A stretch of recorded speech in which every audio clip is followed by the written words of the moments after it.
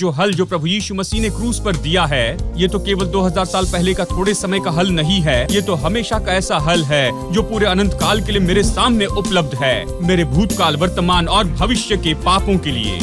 इससे निपटा गया है और इसीलिए कोई संभावना नहीं है कि मेरे पाप इस तरह से मेरे ऊपर दंडाज्ञा लाएंगे। मैं पाप के द्वारा दंडाज्ञा लेने से इनकार करता हूँ। मैं खुद को कायल करने दूंगा पवित्र आत्मा के द्वारा मेरे पापों के लिए कि मैं जाकर पश्चाताप करूं, जैसे कि बाइबल कहती है, और अपने पापों का मैं अंगीकार करूंगा और यीशु मसीह के लहू के द्वारा शुद्ध हो जाऊंगा।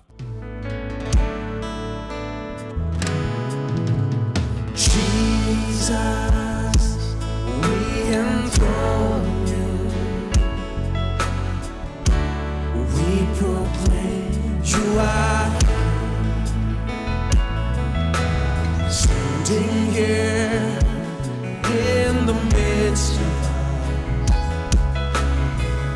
we raise you up with our praise, and as we worship at your throne, and as we worship at your throne, and as we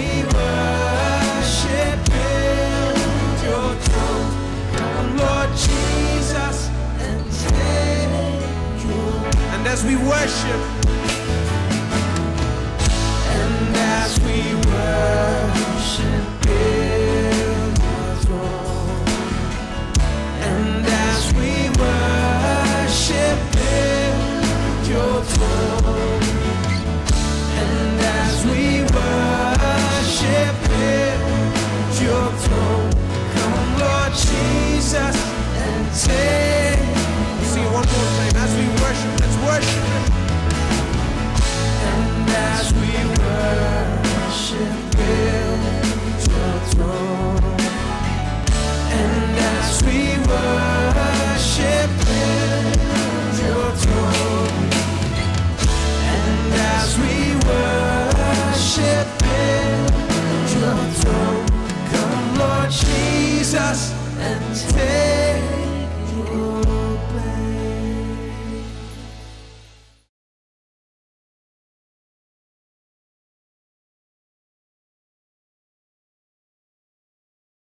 परमेश्वर के पुत्र की प्रार्थना।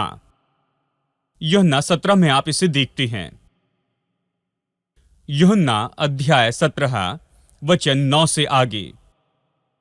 मैं उनके लिए विनती करता हूं, संसार के लिए विनती नहीं करता, परंतु उन्हीं के लिए जिन्हें तूने मुझे दिया है, क्योंकि वे तेरे हैं। जो कुछ मेरा है वो सब तेरा है, और जो तेरा है वो मेरा है, और इसमें मेरी महिमा प्रकट हुई है। चेलों के लिए प्रार्थना करता है, कहता है, ये लोग तूने मुझे दिए हैं और वो तेरे भी हैं, क्योंकि वो मेरे हैं तो तेरे हैं, क्योंकि जो मेरा है वो तेरा है और जो तेरा है वो मेरा है।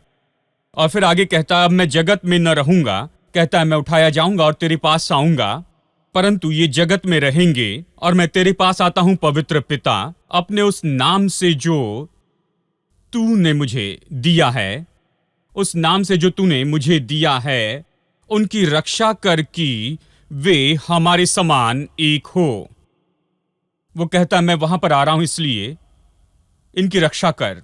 जब मैं उनके साथ था तो मैंने तेरे उस नाम से जो तूने मुझे दिया है उनकी रक्षा की, और विनाश के पुत्र को छोड़ उनमें से कोई नाश नहीं हुआ, इसलिए कि पवित्र शास्त्र में जो कहा गया वो पूरा हो। वो 12 थे, 12 चेले थे। वो कहता उनमें से एक भी नष्ट नहीं हुआ, कोई भी नष्ट नहीं हुआ, बस एक को छोड़कर।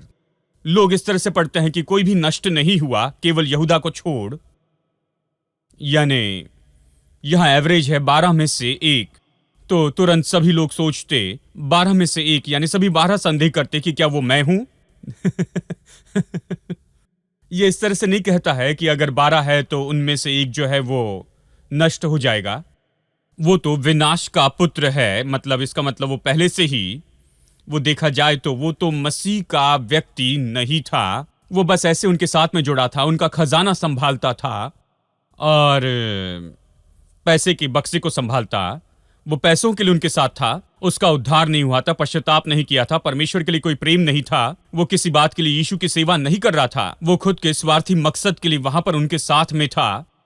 वो कभी भी उस समूह का कोई भाग नहीं था। वो तो विनाश का पुत्र था, शैतान की संतान था, वैसे ही जी रहा था। वो खो गया था और सदा खोया हुआ रहना था, ऐसा ही ये था। तो यीशु कह रहा है कि जो तूने मुझे दिया उसमें से कोई भी नहीं खोया है, उनमें से कोई नष्ट नहीं हुआ। मतलब ये व्यक्ति तो उसे नहीं दिया गया था और वो उस समूह का भाग नहीं था। ठीक है, अब यीशु प्रार्थना कर रहा है कि हम सुरक्षित रहे। उसने चेलों के लिए प्रार्थना की और इसी अध्याय में जहां पर यीशु की प्रार्थना पढ़ते हैं, आप इसके साथ में पढ़ेंगे, उसने उनके लिए भी प्रार्थना की जो चेलों के द्वारा सुसमाचार सुनकर विश्वास करेंगे। यानी हम सभी के लिए प्रार्थना करता है कि हमें अपने अनुग्रह में बनाकर रखे, कि हम सुरक्षित रहे। ये प्रार्थना मैं विश्वास करता हूं परमेश्वर की उपस्थिति में इस सेवा को वो आगे बढ़ा रहा है। ऐसी कोई बात है जिसे कहते हैं वर्तमान में प्रभु यीशु मसीह की सेवकाई। यीशु की सेवकाई तभी खत्म नहीं हुई पृथ्वी पर 3.5 साल की सेवा करने के बाद। 2000 साल से वो एक सेवकाई कर रहा है और वो तो एक मध्यस्थ की सेवकाई है परमेश्वर की उपस्थिति में। खैर, इसके बारे में ज्यादा कुछ नहीं बताया गया। चर्च में हम केवल 3.5 साल के बारे में ही कहते हैं, 2000 साल की सेवकाई के बारे में ज्यादा नहीं कहते। विश्वासियों को यह बताना बहुत ही महत्वपूर्ण है, क्योंकि विश्वासियों को यह जानना है कि परमेश्वर की उपस्थिति में कोई है जो हमारा प्रतिनिधि है। पिछले 2000 साल से वो हमारे लिए वहां पर बैठा है, हमारे बदले में मदद करना चाहता है। परमेश्वर की उपस्थिति में उसकी प्रार्थनाएं बहुत ही विशेष हैं।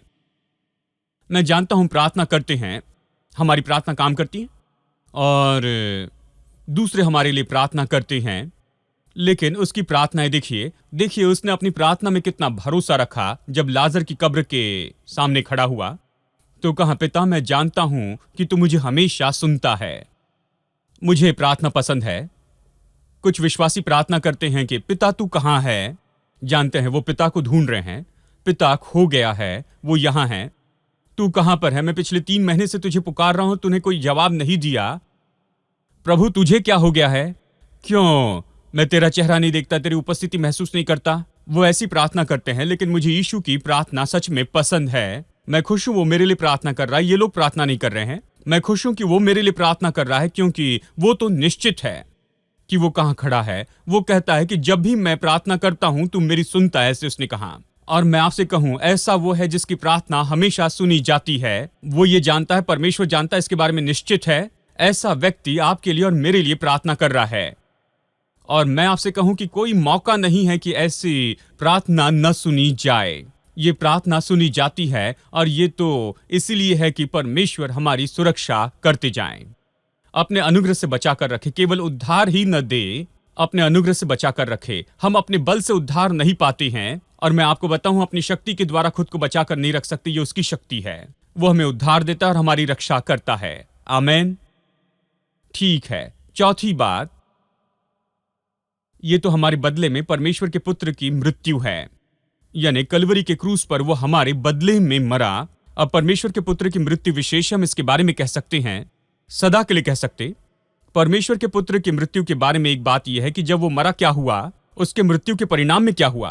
पाप और पाप के परिणाम में आने वाली जो दंड आज्ञा थी, दो मुख्य मुद्दे, पाप और पाप के परिणाम में जो दंड आज्ञा जो आती है, इन दोनों से पूरी तरह से निपट लिया गया कलवरी के क्रूस पर। यानी पाप अभी कोई मुद्दा नहीं रहा है और जो दंड आज्ञा है वो भी अभी मुद्दा नहीं, क्योंकि पाप कोई मुद्दा नहीं है। ठीक है, दंड आज्ञा, इसके 2 अर्थ है। मतलब देखिए, इंग्लिश भाषा में ये इस तरह है, इसका मतलब है दंड देना, न्याय करना जो पाप के कारण होता है। और इसका ये भी अर्थ है, ये दोष भावना जो पाप से आती है, व्यक्ति पर दोष लगाया जाता है क्योंकि वो पापी है, उस पर दंड आज्ञा है, वो खो गया, इस तरह से हम कहते हैं। यानी ये 2 बातें हैं। यानी पाप और पाप के परिणाम में आने वाली दंड आज्ञा से निपट लिया गया है। वो क्रूस और यीशु मसीह का लहू जो वहां बहाया गया, 2 बातों से निपटता है। ये 2 मुख्य बातें जिससे कोई हल नहीं कर सकता, पाप और उसके परिणाम में दंड आज्ञा। मनुष्य पापी था, परमेश्वर के सामने दंड आज्ञा दी गई, प्रभु की उपस्थिति में नहीं रह सकता था, कोई आशीष नहीं पा सकता था, परमेश्वर के सामने नहीं आ सकता था। मनुष्य की यही दशा थी, उस पर दंड आज्ञा थी, परमेश्वर उसे स्वीकार नहीं कर सकता था। पाप और दंड आज्ञा दोनों बातों से निपट लिया गया। जबकि पाप से निपट लिया गया है तो दंड आज्ञा भी अभी चली गई है। और इसलिए पिछले हफ्ते मैंने आपको यह बताया था कि यहां तक कि अभी पापी के लिए पाप और उसकी दंड आज्ञा भी कोई मुद्दा नहीं है। किसी भी व्यक्ति को पाप के कारण नरक का दंड नहीं दिया जाएगा। अब मनुष्य को नरक में इसलिए भेजा जाएगा क्योंकि उसने उस परमेश्वर ने दिए हुए उत्तर पर विश्वास नहीं किया जो कि यीशु मसीह है। मैंने आपको वचन दिखाया, यूहन्ना अध्याय 16 वचन 9 कहता है, जब पवित्र आत्मा आएगा तो संसार को पाप के लिए कायल करेगा। कौन सा पाप? क्योंकि उन्होंने मुझ पर विश्वास नहीं किया, ये पाप है। आज पाप तो ये पाप है कि यीशु मसीह पर विश्वास नहीं किया, क्योंकि दूसरे पापों से परमेश्वर ने पहले निपट लिया है। और बस आज आप बस एक ही पाप कर सकते हैं जिसके लिए वो मनुष्य वहां पर अनंत काल के लिए खो जाएगा नरक में। ये तो वो पाप है कि उसने प्रभु यीशु मसीह पर विश्वास नहीं किया, क्योंकि सारे पापों से निपटा गया है। अब इसके कारण उसे नरक का दंड नहीं दिया जाएगा, पर उसे नरक का दंड दिया जाएगा क्योंकि उसने प्रभु यीशु मसीह पर विश्वास नहीं किया है, और किसी खास पाप के कारण नहीं। बाइबल की यही तो शिक्षा है। अब चलिए मैं एक उदाहरण देता हूं, इसे फिर से देखना अच्छा ही होगा। यह महत्वपूर्ण मुद्दा है, अगर आप इसे समझ जाए तो बहुत से ताले मानो खुल जाएंगे। कहिए कोई मरीज डॉक्टर के पास जाता है, मैंने पिछले हफ्ते आपको यह उदाहरण दिया, और कहता मुझे ये बीमारी है और मैंने इंटरनेट में देखा वहां पर हजारों लोग मर गए। 30 साल पहले ये बीमारी आई थी इस देश में, उस देश में, और मैंने पढ़ा कि हजारों लोग इससे मर गए और मुझे ये बीमारी हो गई, तो क्या होगा? क्या मैं मर जाऊंगा? डॉक्टर कहते मेरे पास तुम्हारे लिए अच्छी खबर है, तुम 2017 में जी रहे हो, ठीक है। अब हमने इसके लिए अच्छी दवाइयां बना ली हैं, इसके लिए दवाइयां उपलब्ध है। मैं तुम्हें दवाइयां लिख कर देता हूं, 3 महीने लेना। 3 महीने के बाद ये पूरी तरह से चली जाएगी और ये कोई बहुत बड़ी समस्या नहीं, कोई बड़ा मुद्दा नहीं। खुश हो जाओ, क्योंकि अभी हमारे पास इसके लिए उपाय है। अब सच में इसी तरह से होता है मेडिकल संसार में। तो अब क्या करना चाहिए? उसे जाना चाहिए, दवाइयां लेनी है, डॉक्टर ने जो कहा वो करना है। 3 महीने दवाई लेनी है, चेकअप के लिए जाना है, निश्चित करना है कि सब कुछ ठीक हो गया है। ये सब करने के बजाय अगर वो कहे मुझे पता नहीं, मुझे लगता है मैंने अलग पढ़ा था और ये डॉक्टर तो बिल्कुल अलग बात कर रही हैं, मैंने पढ़ा था, ये मुझे बता रहा था कि इसके कारण हजारों लोग मर चुके हैं, वो ऐसे कैसे कह सकते हैं, मुझे इस पर विश्वास नहीं है। अगर वो ऐसे ही करते रहेंगे तो जल्दी ही वो व्यक्ति मर जाएंगे, ठीक है। अगर वो मर जाते हैं तो देखिए, उनकी बीमारी ने उन्हें नहीं मारा। बीमारी कैसे उन्हें मार सकती है? अभी उसके लिए दवाइयां हैं, वो बीमारी को मार देंगे। अब बीमारी ने इन्हें नहीं मारा, अब इन्होंने बात नहीं मानी और इनमें विश्वास नहीं था उन सारी दवाइयों पर जो उपलब्ध थी। अब ये बात कि उन्होंने कोई दवाइयां नहीं ली जो अभी उपलब्ध है, और इसी के कारण वो मर गए। अब पाप और पाप की जो दंडाज्ञा है वो कलवरी के क्रूस पर उठा ली गई, कि यहां तक कि पापी वो लोग भी जो कि वहां पर संसार में बाहर हैं, उनके लिए पाप मुद्दा नहीं, क्योंकि पाप मुद्दा नहीं इसलिए दंडाज्ञा भी मुद्दा नहीं है उन पर, इसलिए दंडाज्ञा नहीं क्योंकि वो इस तरह से पापी हैं, वो तो इसके लिए दंडाज्ञा में नहीं है। अब बस एक ही कारण है कि उन पर दंडाज्ञा है, क्योंकि उन्होंने प्रभु यीशु मसीह पर विश्वास नहीं किया, ठीक है। अगर अविश्वासी के लिए पाप जो है वो मुद्दा नहीं है, पाप और उसकी दंड आज्ञा भी उसके लिए कोई मुद्दा नहीं है, तो फिर पाप और उसकी दंड आज्ञा जो है ये विश्वासियों के लिए इतना बड़ा मुद्दा क्यों बन गया है? हम तो विश्वासी हैं, प्रभु की संतान हैं, लेकिन आप पाएंगे कि चर्च में बहुत से विश्वासी अपने पाप में बंधे हैं और उसकी दंड आज्ञा में पापी महसूस करते, दोषी महसूस करते। उन्हें लगता है कि वो धूल है, मिट्टी है, कीड़े हैं, कुछ नहीं है। वो कम महसूस करते, उन्हें कुचला जाता है, प्रतिदिन उन्हें बताया जाता तुम बेकार हो, किसी काम के नहीं, पापी हो, बस कीड़े हो, धूल मिट्टी हो। प्रतिदिन नीचे दबाए जाते हैं, उन्हें बताया जाता है कि वो किसी काम के नहीं। पाप और दंड आज्ञा, वो यहां पर पाप को लेते और इसे बढ़ाकर दिखाते और इसके कारण लोगों पर दोष लगाते हैं। और मैं आपसे कहूं, अगर आप ये संदेश समझ गए हैं तो आपको अपना सिर उठाकर इस तरह से कहना होगा, मेरे विरुद्ध में इसका उपयोग मत कीजिए, क्योंकि यीशु ने उसे क्रूस के ऊपर में उठा लिया है। मेरे विरुद्ध में पाप का उपयोग मत कीजिए। मैंने पाप किया होगा, लेकिन इसका मेरे विरुद्ध में उपयोग मत कीजिए, क्योंकि वो जो हल जो प्रभु यीशु मसीह ने क्रूस पर दिया है, ये तो केवल 2000 साल पहले का थोड़े समय का हल नहीं है, ये तो हमेशा का ऐसा हल है जो पूरे अनंत काल के लिए मेरे सामने उपलब्ध है, मेरे भूतकाल, वर्तमान और भविष्य के पापों के लिए। इससे निपटा गया है और इसीलिए कोई संभावना नहीं है कि मेरे पाप इस तरह से मेरे ऊपर दंड आज्ञा लाएंगे। मैं पाप के द्वारा दंड आज्ञा लेने से इनकार करता हूं। मैं खुद को कायल करने दूंगा पवित्र आत्मा के द्वारा मेरे पापों के लिए, कि मैं जाकर पश्चाताप करूं जैसे कि बाइबल कहती है, और अपने पापों का मैं अंगीकार करूंगा और यीशु मसीह के लहू के द्वारा शुद्ध हो जाऊंगा। मेरे लिए प्रयोजन किया गया है। 2000 साल पहले प्रभु यीशु ने अपना लहू बहाया। ये तो उपलब्ध है, ये परमेश्वर की उपस्थिति में है। इब्रानियों अध्याय 12 वचन 22 ये कहता है, परमेश्वर की उपस्थिति में जहां पर पवित्र स्वर्गदूत है और वहां पर सारे संत हैं जो परमेश्वर के सिंहासन के कमरे में हैं, वहां पर प्रभु यीशु मसीह का लहू है जो कि हाबिल के लहू से उत्तम बातें करते जाता है। हाबिल का लहू तो हत्यारे से बदला लेने के बारे में पुकारता है, लेकिन यीशु मसीह का लहू दया मांगता है। वो परमेश्वर की उपस्थिति में पुकारते रहता, कहता है, सैम पर दया कर प्रभु, दया कर प्रभु, हे प्रभु दया कर। ये लहू उसी के लिए बहाया गया। वो तो 24 घंटे मेरे बदले में उससे बातें करता है, और इसीलिए किसी को भी आपके पाप के आधार पर आपको दोष लगाने न दे। तो आप बस लहू के पास जाए। यीशु के लहू के द्वारा जो हल आपके लिए उपलब्ध है उसे आप लेते चले जाएं। इसलिए पौलुस कहता है कि अब दंड आज्ञा देने वाला कौन है। रोमियो 8 में हमने इसे पढ़ा है। वो कहता है, कौन है जो अभी दंड आज्ञा दे? ये तो मसीह है जो मर गया, और देखो वो तो फिर से जी उठा है। देखिए, वो मरा और उसने उससे निपट लिया। तो पौलुस चुनौती देता है, कहता है कि कौन है जो अभी दंड आज्ञा दे? शैतान तो लोगों पर दंड आज्ञा लाने के काम में पड़ा है। मैं आपसे कहूं, आप ऐसे बहुत से विश्वासियों को पाएंगे जो शायद हो सकता है आप में से कुछ हो, पाप के कारण दिल में दोषी महसूस करते हैं। मैं पाप का इनकार नहीं करता, मैं बता रहा हूं पाप से कैसे निपटे। मैं नहीं कह रहा पाप नहीं है, अगर ऐसा है तो झूठ होगा। मैं पाप की वास्तविकता से इनकार नहीं कर रहा हूं, नहीं, मैं ये कह रहा हूं कि यीशु ने पाप और पाप के परिणाम में आने वाली दंड आज्ञा की समस्याओं के साथ में निपट लिया है कलवरी के क्रूस के ऊपर। यह हमेशा का हल है।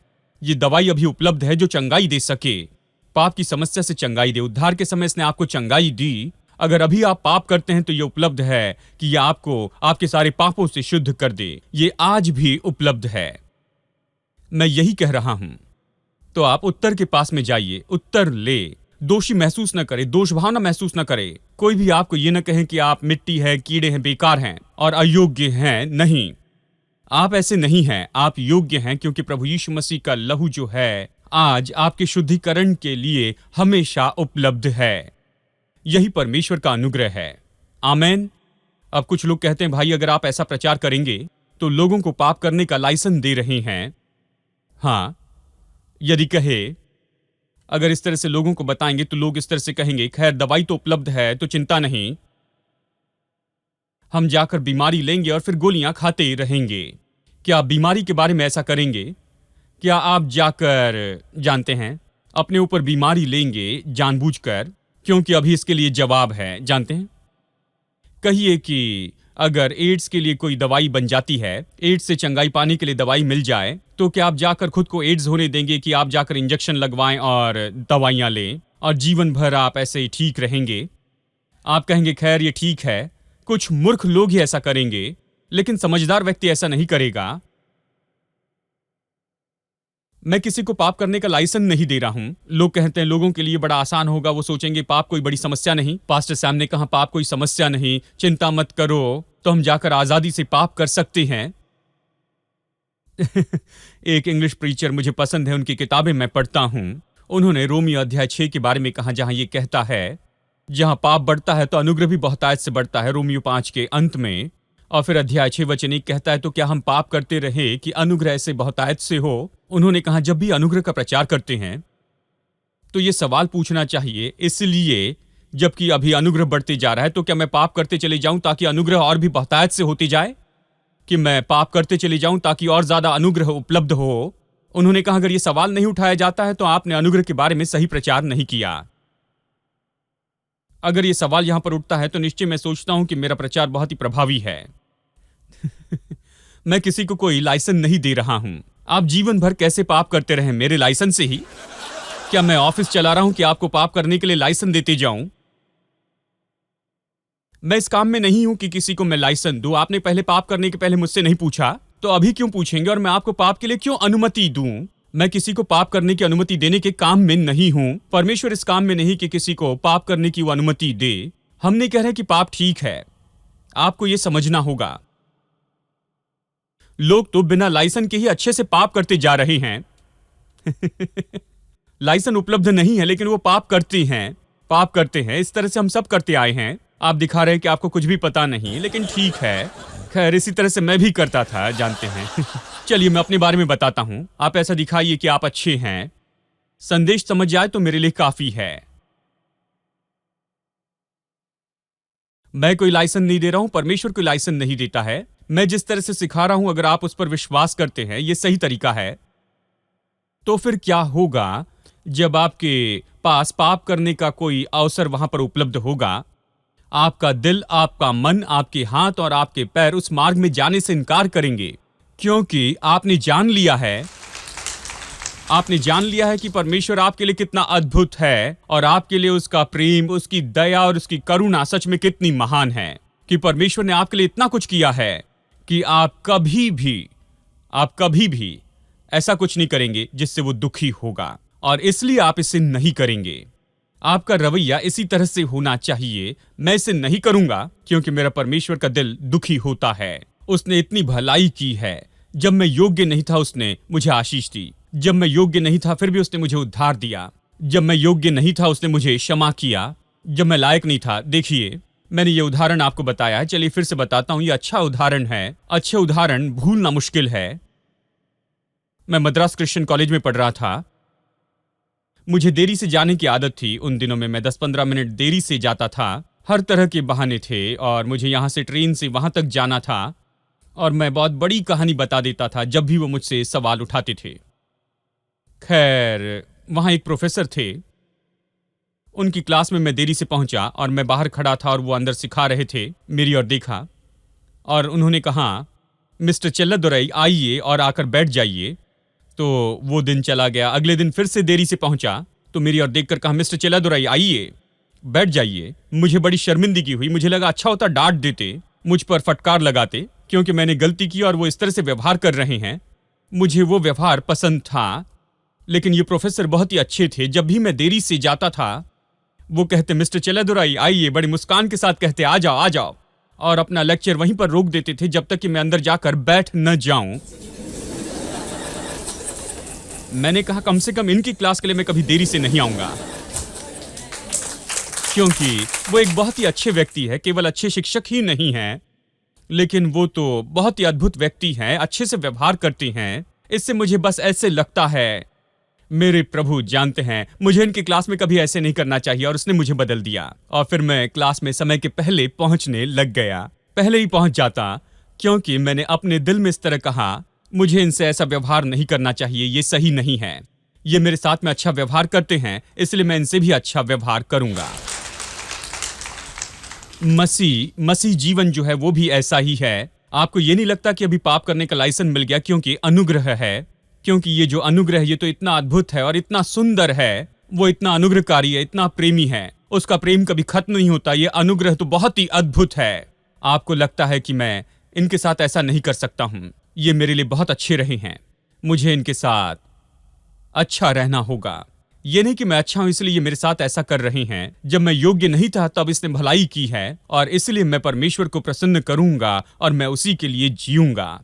ये पवित्रता को बढ़ावा देगा। इसके कारण आप परमेश्वर के लिए जिएंगे और इसके कारण आप खुशी में जीते जाएंगे। विश्वासी लोग ऐसे अटके हुए नहीं रह सकते।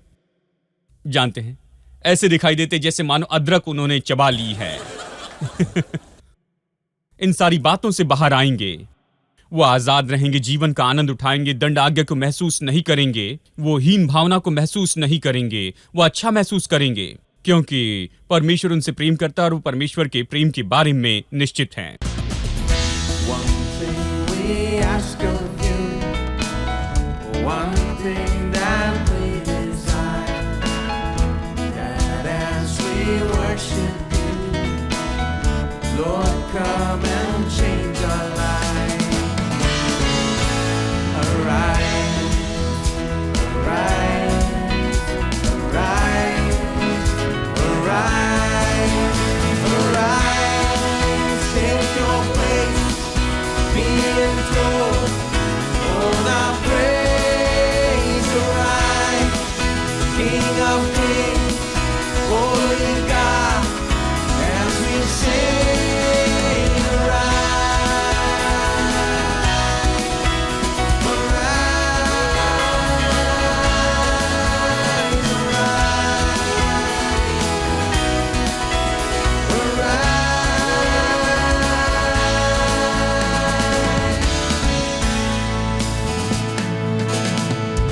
we lift you up, we lift you up, we lift you up on our praises. We lift you up, we lift you up, we lift you up on our praises. Let's see the hands lifted. We lift you up, we lift you up, we lift you up on our praises. We lift you up, we lift you up, we lift you up on our praise. Everybody join in. We lift you up, we lift you up, we lift you up on our praises. We lift you up, we lift you up, we lift you up on our praises. Lift them up. We lift you up, we lift you up, we lift you up on our praises. We lift you up, we lift you up, we lift you up.